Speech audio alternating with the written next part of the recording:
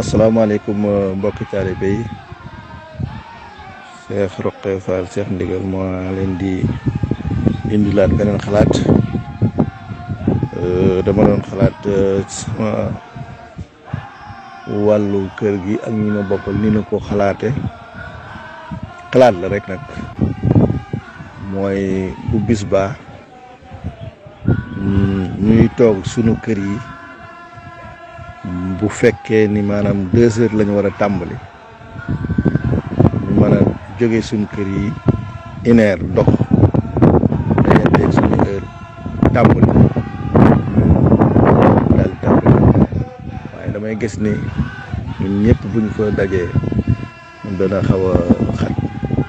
ba dee ku xam sa heure boo ko mayee 30 minutes ak nga àgg fa laa defe ne moom itam bokk na ci xalaat yi nga xam ne tey dana gën a jàpp li nga xam ne aju na ci man daal maa ngi leen di wax boobaa incha allah buñ toogee ci këru paaleen gi ba 1 heure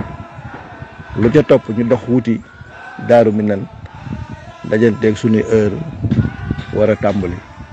noonu daal xalaati naa ko keneen ku am xalaat it nga joxe ko rek jërë ngeen jëf.